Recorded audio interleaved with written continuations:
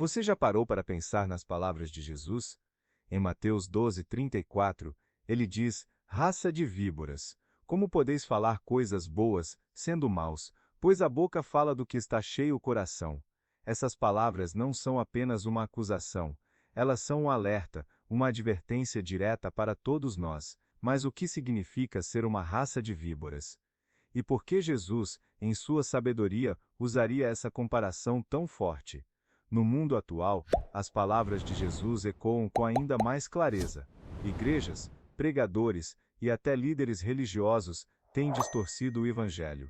Muitos falam de prosperidade, de milagres instantâneos e de uma vida sem dificuldades, mas a realidade é bem diferente. O Evangelho de Jesus é um convite à reflexão, ao arrependimento, à transformação. Não é um chamado para uma vida fácil, mas para uma vida autêntica, pautada pela verdade. E o que acontece quando essa mensagem é distorcida? O que acontece quando, como os fariseus, tentamos enganar os outros e a nós mesmos com um evangelho que não é o evangelho? Jesus nos chama de raça de víboras, porque nossas palavras podem estar cheias de engano, hipocrisia e falsidade. Ele está nos alertando: não se deixe enganar. Se o nosso coração não for transformado, nossas palavras serão vazias. Agora, imagine-se como herói de sua própria jornada espiritual. Você está diante de um grande desafio: reconhecer e se afastar da distorção que muitos estão pregando. A estrada é difícil, mas a verdade está esperando por você. Assim como Jesus confrontou os fariseus, ele nos convida a confrontar a mentira dentro de nós e ao nosso redor. Não é uma tarefa fácil, mas é necessária.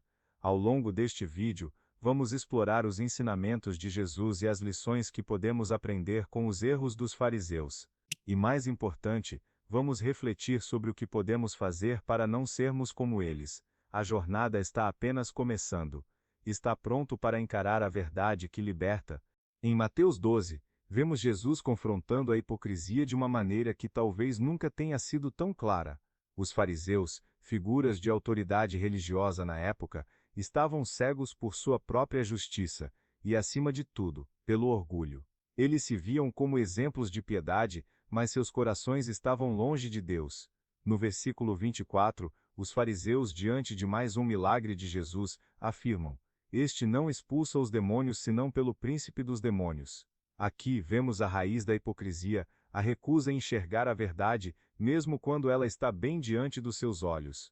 Eles estavam tão imersos em sua religiosidade vazia, em sua própria visão do que era certo, que se tornaram cegos ao poder de Deus. A hipocrisia é uma das maiores distorções do Evangelho. Quando falamos em seguir a Cristo, falamos em um coração transformado. Porém, ao distorcer o Evangelho para agradar os outros, ou a nós mesmos, acabamos assumindo o papel dos fariseus. Esses homens estavam tão ocupados em manter as aparências de santidade que se esqueceram de cultivar a verdadeira piedade, que vem de um coração humilde, disposto a reconhecer suas falhas e buscar a mudança verdadeira. Jesus, em sua sabedoria, sabia exatamente o que estava acontecendo. Ele sabia que não adiantava tentar convencer os fariseus com palavras doces ou discursos eloquentes. O que eles precisavam era de um confronto. Eles precisavam olhar para si mesmos e se ver como realmente eram hipócritas que falavam de Deus, mas negavam seu poder em suas vidas. Jesus não teve medo de chamar a hipocrisia pelo nome, e isso é algo que precisamos refletir hoje. Mas, o que isso tem a ver conosco? Como podemos aplicar isso na nossa vida cotidiana? A resposta está na forma como vivemos nossa fé. Quantas vezes, por medo de sermos rejeitados, deixamos de viver o Evangelho de maneira plena e verdadeira? Quantas vezes, ao invés de confrontar as mentiras que nos cercam, preferimos manter as aparências? O maior desafio do cristão moderno é exatamente esse: a luta contra a hipocrisia dentro de si mesmo. Ao refletirmos sobre os fariseus, somos confrontados com uma escolha. Podemos seguir o exemplo deles, vivendo uma fé de fachada, ou podemos escolher um caminho mais difícil, mas mais verdadeiro, a transformação interior que é a verdadeira marca do Evangelho de Cristo. Agora, nos colocamos diante de um grande dilema. O que estamos fazendo com a verdade? Estamos dispostos a abandonar nossas hipocrisias, ou vamos continuar nos enganando, dizendo que estamos servindo a Deus quando, na realidade, estamos apenas servindo a nós mesmos. Como heróis de nossa jornada espiritual, temos a oportunidade de olhar para dentro e reconhecer o que precisamos mudar. Mas será que estamos prontos para isso? Jesus, ao falar sobre os fariseus, não se limitou apenas a criticar suas ações externas. Ele foi direto ao ponto central, o coração. Em Mateus 12:34, ele diz: "A boca fala do que está cheio o coração." Esse versículo é um alerta profundo para todos nós, pois mostra que o que falamos é apenas um reflexo do que está em nosso interior.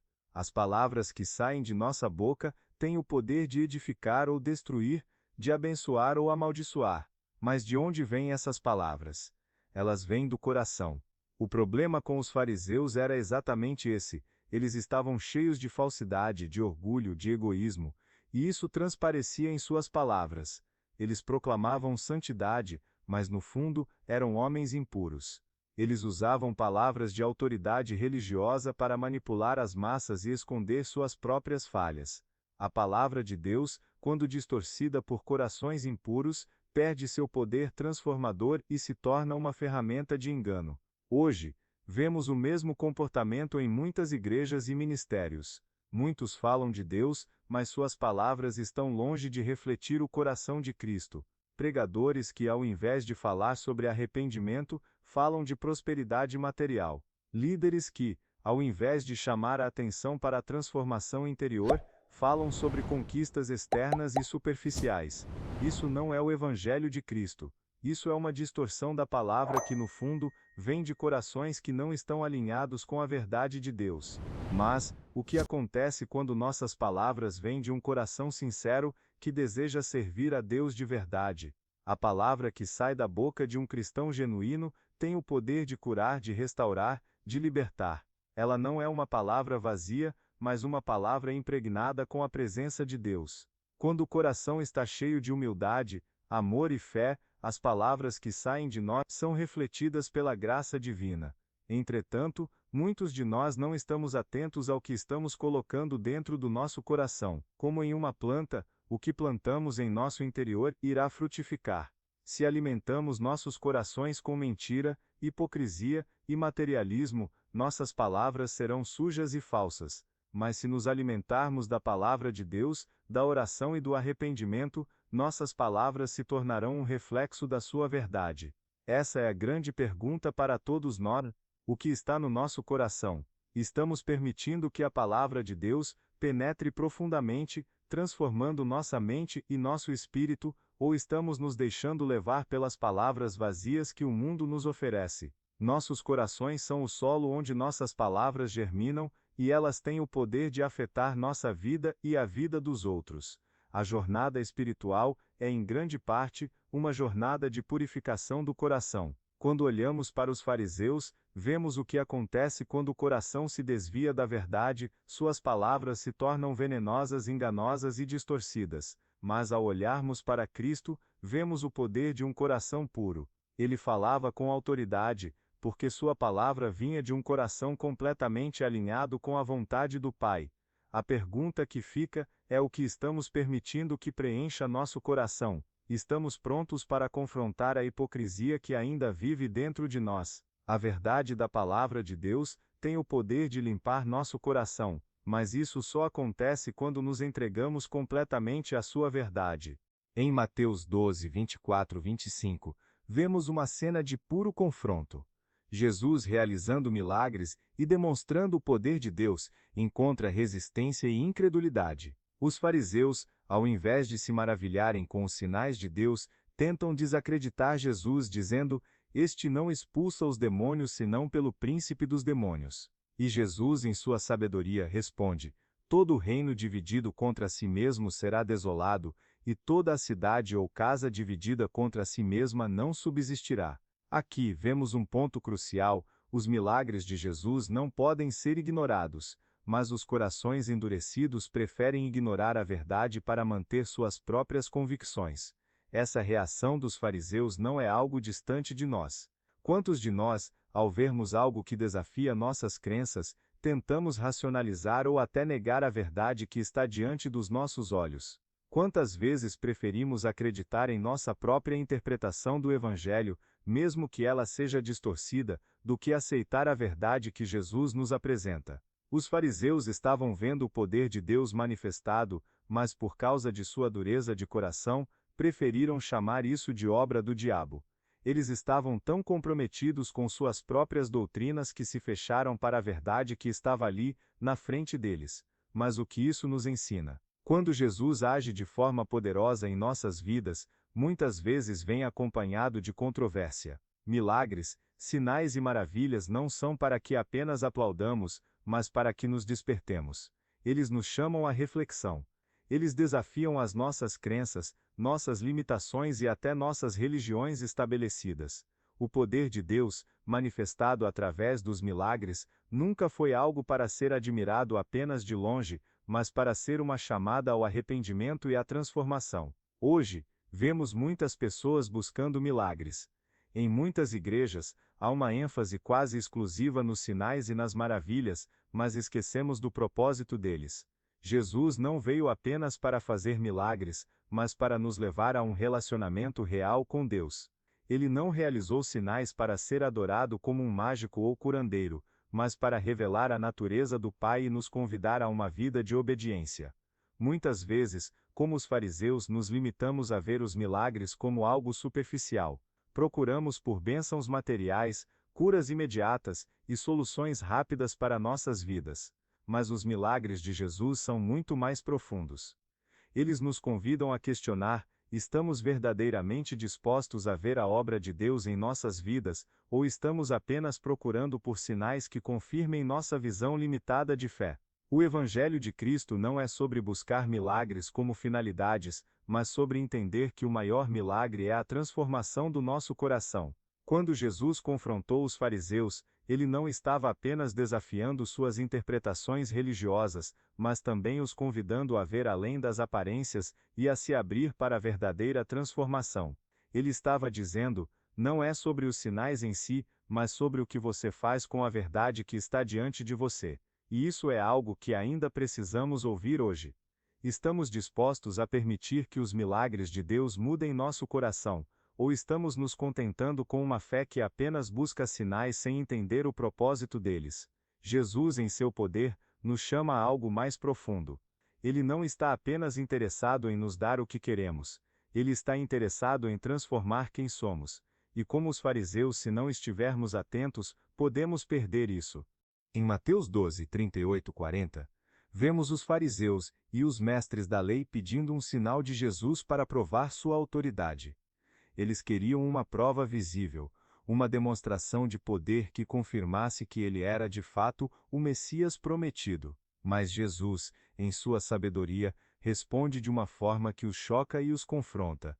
Nenhum sinal lhe será dado, a não ser o sinal de Jonas, o profeta. Pois, assim como Jonas esteve 3 dias e 3 noites no ventre do grande peixe, assim estará o Filho do Homem no coração da terra por 3 dias e 3 noites.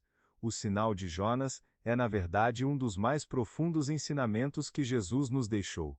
Jonas foi engolido pelo grande peixe, mas foi salvo, e sua experiência foi um símbolo da morte, sepultamento e ressurreição de Jesus. No entanto, a resposta de Jesus não se limitava apenas a prefigurar seu sacrifício futuro. Ele estava dizendo aos fariseus que o maior sinal que ele poderia dar já estava sendo vivido em sua vida e obra. A ressurreição seria a maior prova de sua autoridade, mas muitos não estavam prontos para reconhecê-la.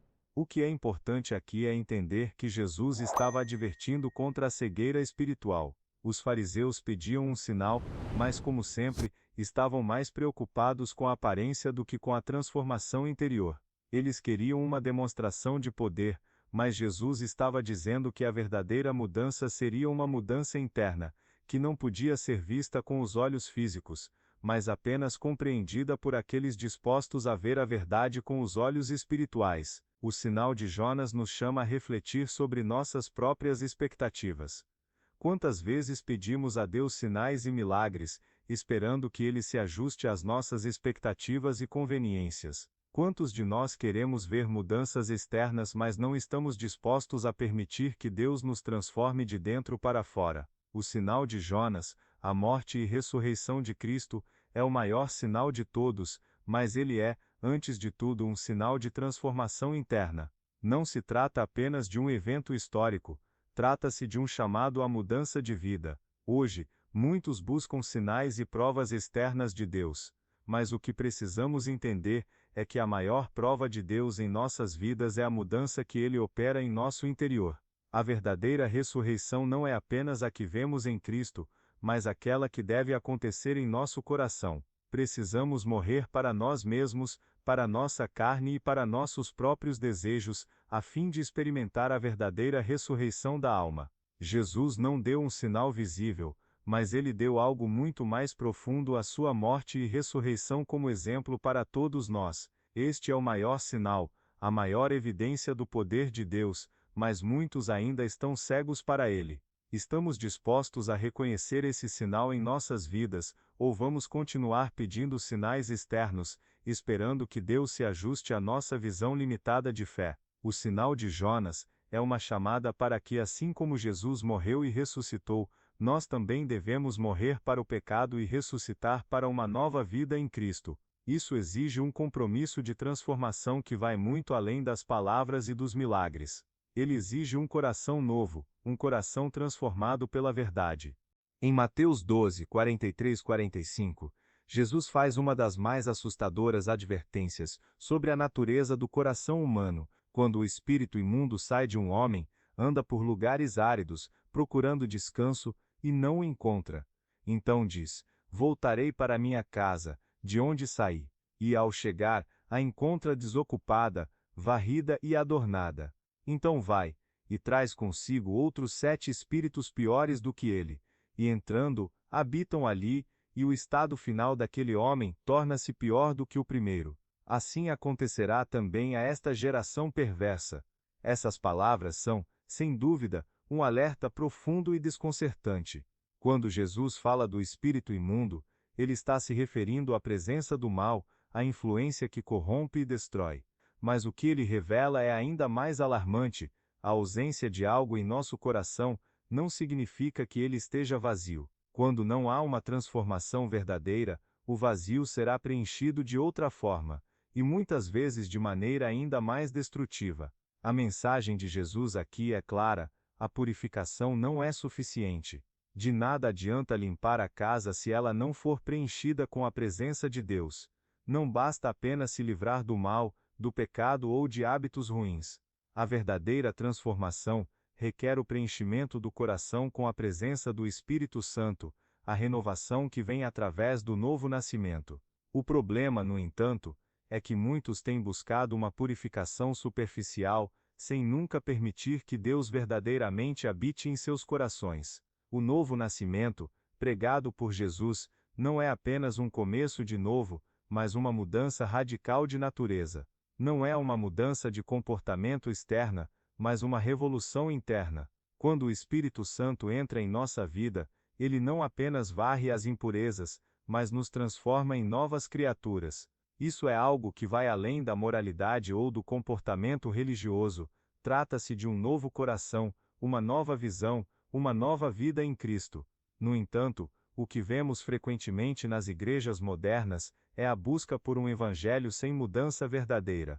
Muitas vezes, buscamos a libertação de nossos vícios, medos e fardos, mas esquecemos que o evangelho não é apenas sobre ser livre, é sobre ser renovado. O cristianismo moderno, em muitas situações, promete a cura para todos os problemas sem nunca abordar a verdadeira causa, o pecado no coração humano, e a necessidade de uma transformação radical. E o que acontece então? Aqueles que experimentam uma cura superficial, mas não uma transformação profunda, acabam caindo em um ciclo vicioso, onde o mal retorna em formas mais intensas. E isso é um dos maiores desafios da jornada cristã, a tentação de buscar uma solução rápida, sem querer pagar o preço da renovação.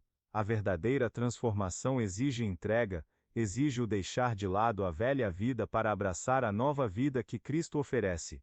O espírito imundo que retorna é um símbolo daquilo que acontece quando não há uma verdadeira conversão. O pecado, que pode parecer controlado por um tempo, retorna com mais força, e a pessoa se vê em um estado pior do que antes.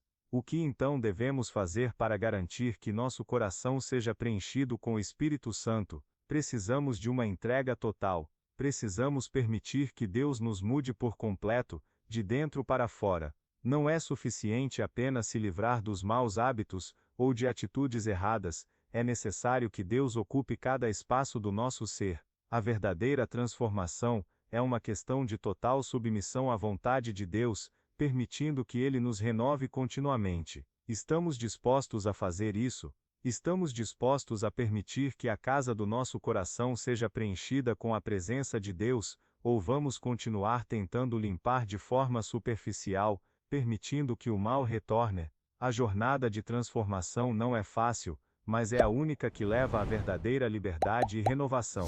Em Mateus 12, 35-37, Jesus diz: "A boa pessoa, do bom tesouro do seu coração, tira o bem, e a má do mau tesouro tira o mal, pois a boca fala do que está cheio o coração. Eu vos digo que, no dia do juízo, as pessoas darão conta de toda palavra ociosa que proferirem." Aqui, Jesus nos adverte sobre o poder da nossa própria luz, ou da falta dela. A luz que brilha dentro de nós pode se tornar trevas, e essas trevas, ao se espalharem, podem consumir não só a nossa vida mas também a vida dos outros.